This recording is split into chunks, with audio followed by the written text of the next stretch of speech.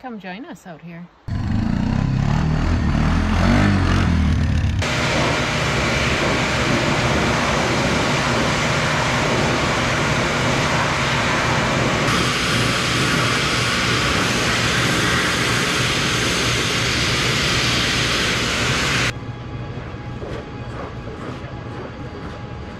Good afternoon, YouTube. We talked a little bit before about the little FOURTRAX 300 that we got. Whenever I work on something like this, especially something older, it's always best to start with it clean. So we brought it in, we used a hot water pressure washer and blasted off years and years of grime and dirt. And this is what we have to start with. You can see the new tires on it. Look really, really good. Didn't even know it had this. It's got a little trunk. Center of the rack flips up. That's kind of cool. Today we are going to give it a tune-up. We're going to change the fluids in it. I'm going to replace all the jets and seals in the carburetor. And You're going to clean your glasses. And I might clean my glasses because they're covered with mud now. Let's get started.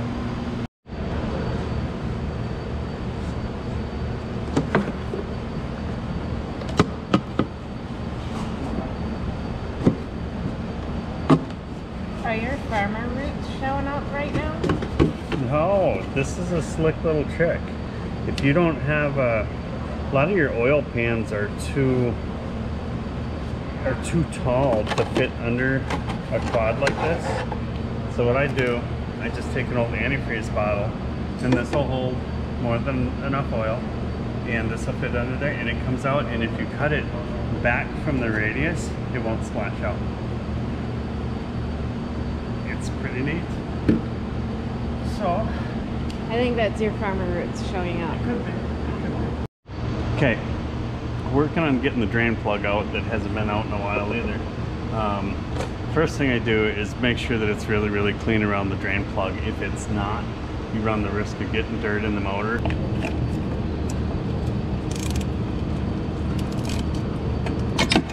Where is our pan? Right here.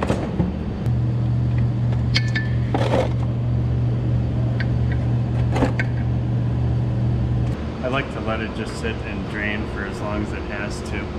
You don't want to start it up to get it out faster? No. No? Oh. We're not going to do that. So now we're going to replace the oil filter. The oil filter is behind this little cover right here.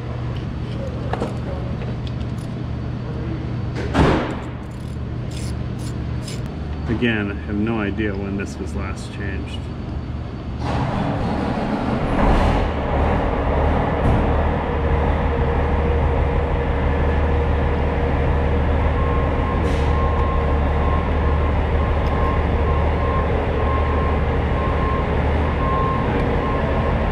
So, whenever you do this, take note of how the filter was in there so that you don't put it in backwards. Now, one of the things I see on this oil filter right away that kind of bother me is when you see that they're being pushed apart or pushed together like that. A new one is nice and straight. A lot of times that means that she may have had a little more pressure because it's dirty and it's restricted. So I'm going to take that, and I'm using all original Honda stuff, and it'll go back in that way.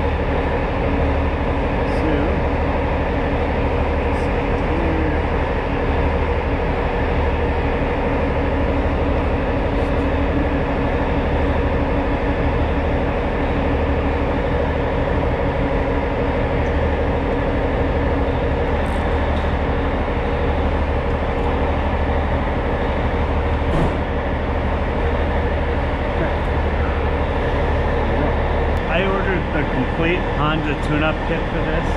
Comes with 3 quarts of oil, a new air filter, a spark plug right here, and then this right here, the gasket. They'll call it a gasket. It looks more like a washer. They even give you this cool little funnel. Kind of neat. But they tape the new washer right to it. If you have them, replace them, because they do get scored and they don't seal right, and you can lose all your oil on the trail, which is a bad day. Pull told you how this comes with a new washer, right? Well, this is what I pulled out. So this is a flange head bolt. This is not a washer, this is part of the bolt. This is what came out, and I got a new washer, which I think is aluminum. But that means either it didn't have a washer or the washer is stuck to the motor. So I'm gonna investigate to make sure, because if you double up washers, it's gonna leak. So there's the washer that was still stuck on there. If I wouldn't have found that, it would have been doubled up and it guaranteed would have leaked. So make sure you look for that. She does need a shop dog. Shop dog.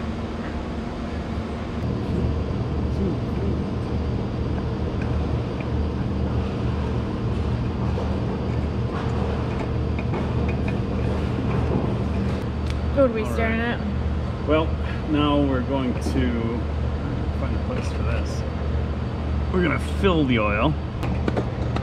Ooh, grab something. We're using the Honda 10W40 4-stroke motor oil.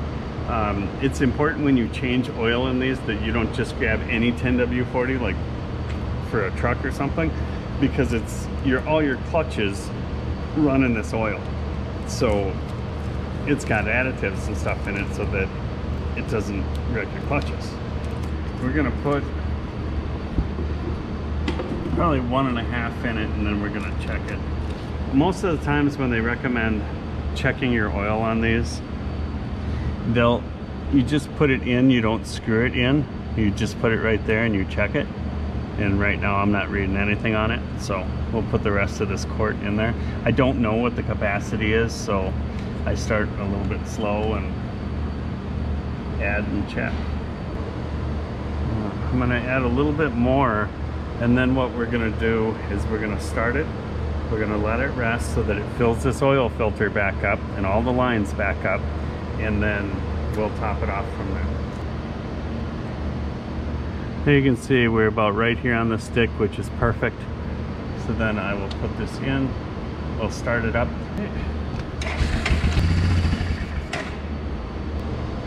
So you always pull it out, wipe it off, and it's got a couple of marks on here, and you want to be in between those marks. Now you see it was at 3/4, but now that we ran it and we filled this up, now it's low. So that's why you always start it and then recheck it. Check it again, and now we're right up to about 3/4 again. So now it's good. Okay, now we're going to change the spark plug. Let me take the light.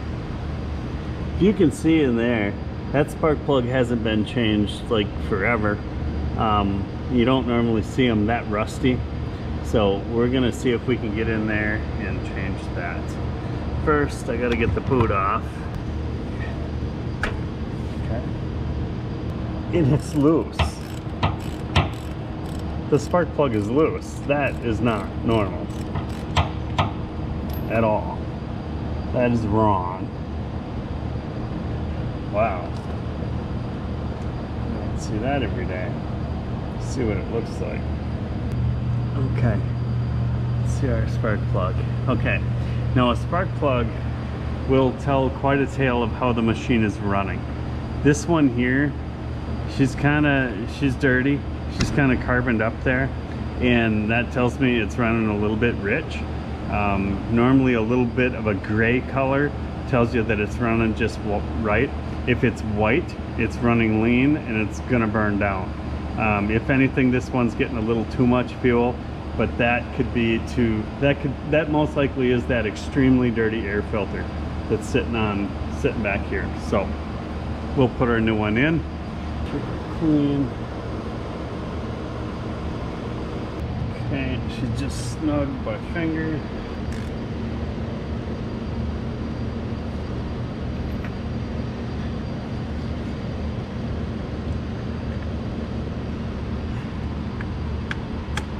Okay, there we go. Let's see how she starts. You ready?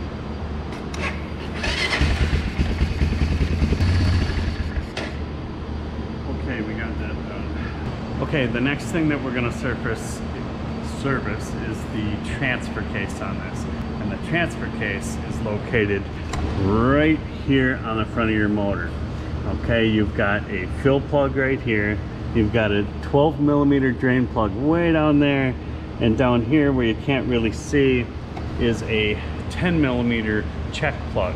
So what we'll do, I'll pull that 12mm, then I'll pull the fill up here on top, and then I'll pull the check. And once it's completely drained out, I'll put the bottom plug back in, the drain plug. I'll leave the check hole plug out. That's how you check the level. You fill it up until it starts running out. Then you put it back in, and then you put your fill cap back on the top.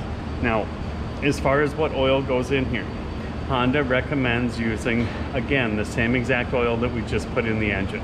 It's really kind of a bugger to get at because that drain plug is right close to the frame, but we'll do our best. Running out? Yeah. So there's your fill, and again, there is a little O-ring on here. You want to make sure that's intact. And while that's draining now, we're going to go in and we're going to get the 10mm check plug. It's easy to figure out which one is the drain plug because all of the bolts around the transfer case that hold the two halves together, they take a 10mm socket, but there's one 12. That's your drain. It's not dripping anymore. We've got it all out. So I'm going to put my drain plug back in, and then we'll come back and we'll fill it up.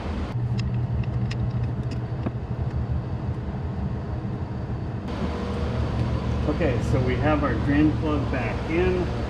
Now from over here, we're going to fill it back up. And again, we're using the exact same oil. Honda recommends like 200 cubic centimeters. Yeah, you go ahead and tell me how much that is. That's why they have the check plug, because you can actually see it down here when it starts to come out. So I'll fill it up, and there it is.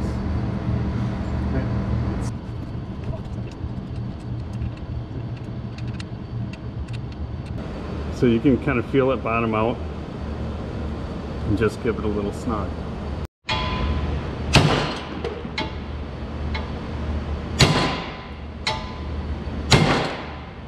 Your farmer genes are showing up again. I know. If you can't fix it with a hammer, can it even be fixed? Well, sometimes duct tape. That's to seal up the hole that you put in it with the hammer. Oh. Now we're going to do a bigger part of the service. What I have here is a carb kit for it. It's got the main needle, it's got the float needle, it's got the seat, it's got the different jets in it, springs, and of course the bowl gasket, and all the little E-clips and stuff to hold it together. I think we have a problem with the pilot jet. I think that's the reason why it doesn't idle quite right. So we're going to go through and we're going to tune up the carb.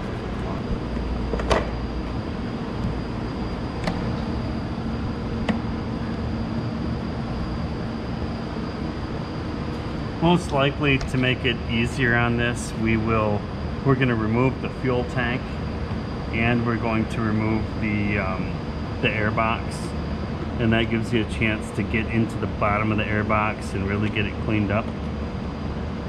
I think it seems like more work in the beginning, but honestly, overall, it makes it easier.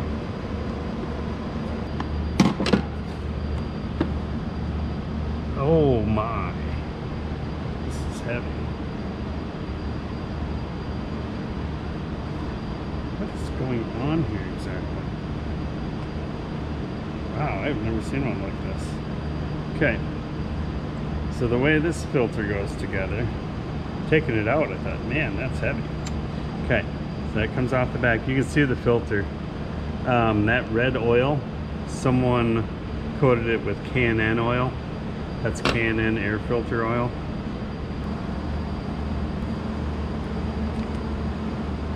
That this should come out of here.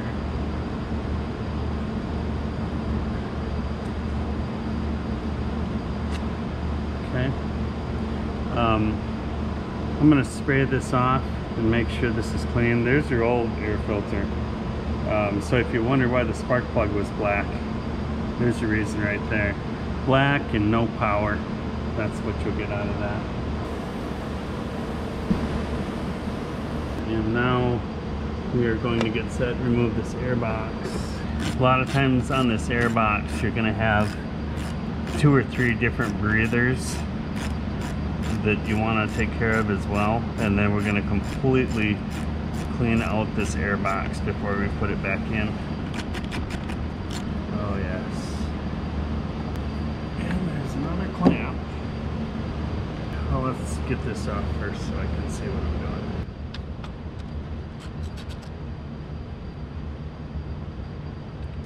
You want to turn your fuel off because you're going to have to remove this line. And I see someone has a zip tie on there, which in a pinch it'll work, but it's not exactly right. We're going to remove the zip tie. Okay, the zip tie is off. A lot of times on these hoses you can get the screwdriver behind where it pushes up to the valve and just kind of push the hose back. You will lose a little bit of fuel at first. It's what's in the line. Okay. So a little bit's gonna run out, that's okay. That's what was in the line going to the carb. Now,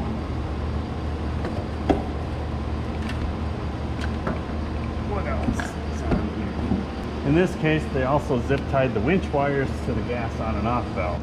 So I gotta cut that zip tie. Okay. There's your fuel tank removed. I'm going to remove all these bolts as well for this cross member.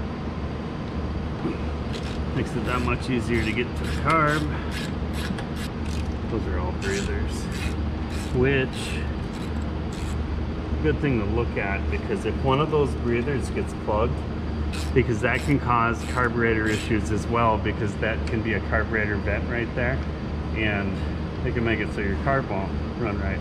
Got a couple of clamps here. Take this one off the carb.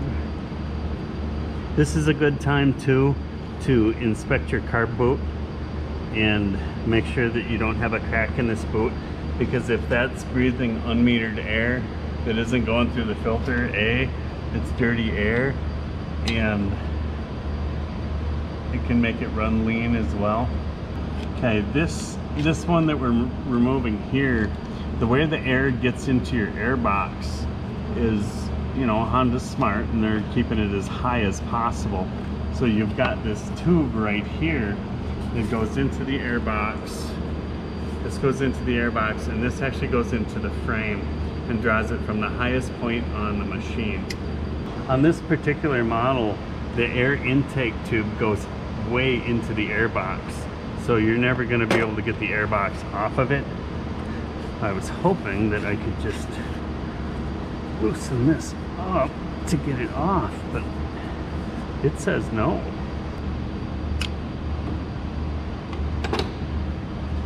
I wish I could get this out of the way. Okay. Now, breather line down here. Which it's got a clamp on it, of course.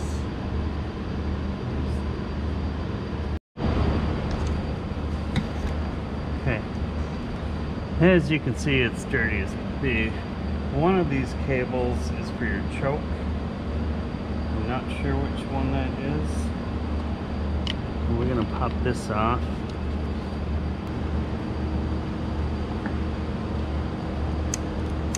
Okay, this is really weird. I don't know if you can get a close-up of this, but this is your throttle cable right here. This throttle cable is supposed to be in this groove. It's not anywhere close to where it's supposed to be. I have never seen that before. So, where it's supposed to be is right there. Okay? And then this is your idle adjustment screw. So it's like kind of pulling on the throttle for you. So the way you remove this is just rotate it, get to this point, and pop that out. Okay, now that's disconnected, but now I got a nut in here, I guess, that I gotta take off, and then it's split to let the cable go through. We're gonna unscrew this throttle cable. This is possibly why it wouldn't idle right, because it wasn't going all the way back. It would idle really high and then it would idle weird. We may have just found the reason for that. Okay, so then you just slip that out. Okay, that's your throttle. Now, the choke I'm a little confused at here because it doesn't seem to do anything. Maybe it doesn't work the way I think it does. I don't know.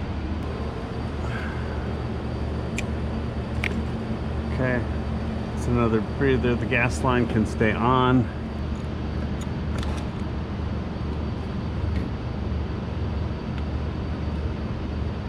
It looks like. Does it work?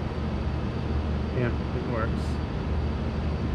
So that's your choke, but somebody's been doing something to it because the end of that doesn't look right at all.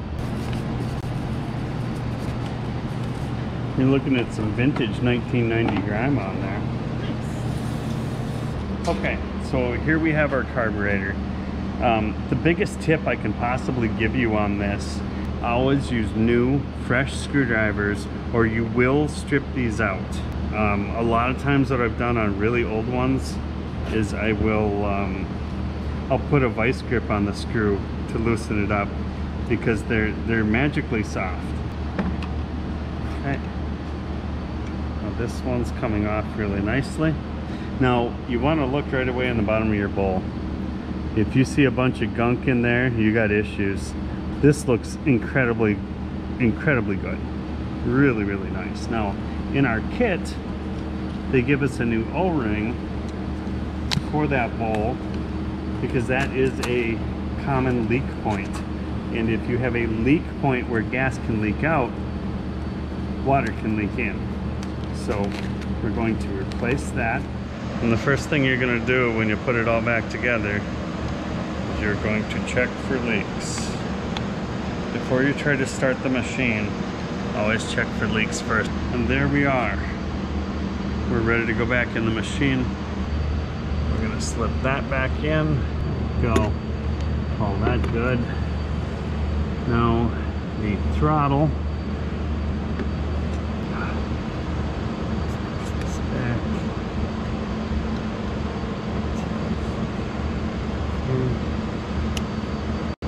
And there we go.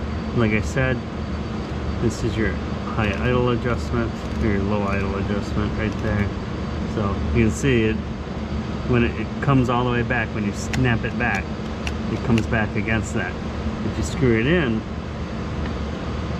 it limits how far back it can go and it gives you a higher idle. Set at the bottom, it's down like so. Okay, there we go. There's that. Now make sure too, when you do this, that you don't forget to really lock your collars down on the outside and make sure that they're square to the base of the carburetor. If not, first time you hit water, you'll find out. Oh yes. Yeah. Leaves and whether it be a Yamaha or a Honda, they use these a lot. It'll be at the bottom of your air box or sometimes at the bottom of your belt drive. And what it does is it gives a place if moisture gets in there or dirt or bugs or something, it runs down in there. So it's a good idea to clean those out. And now when we spray out the air box, it'll just run right out. And I'll clean this out and we'll put it back on.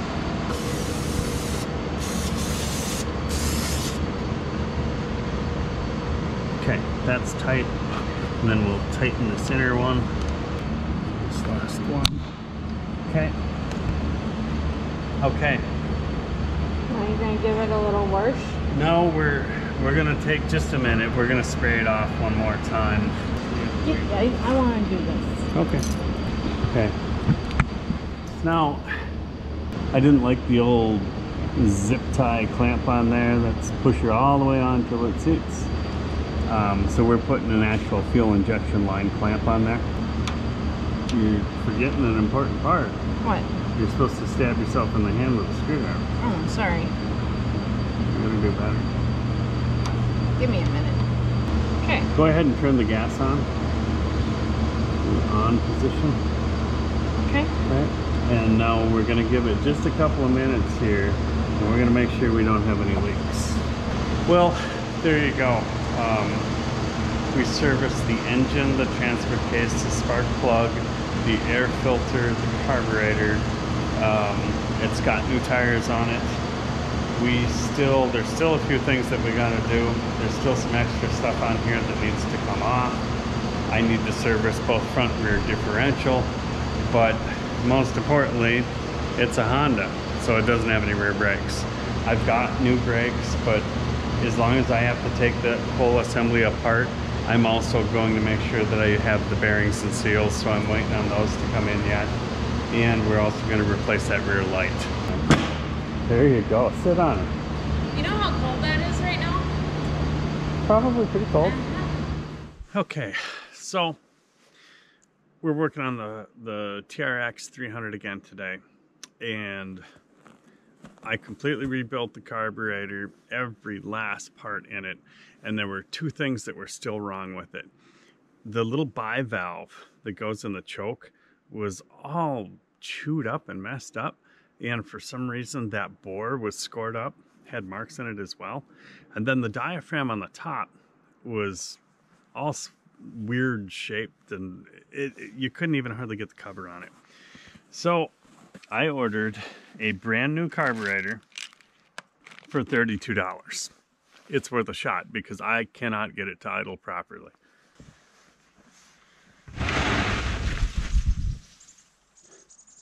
And there's that. Huh. See? It's acting exactly the same as the old carburetor. So then it's not the carburetor. I'm at a loss. Okay, so a mere moments later, I decided to mess around with the petcock on it. On this, it has 3 positions. It's got on, it's got off, and it's got reserve. I couldn't get it right. It's like it would run out of fuel if it was an idle. If you gave her more throttle, it would work. Yeah. I switched it to reserve. Now it runs fine. So what I'm gonna do, I'm gonna order the new gas valve that goes into the bottom of the tank, because now it starts in idle. There you go. Did it need the new carb? Probably not.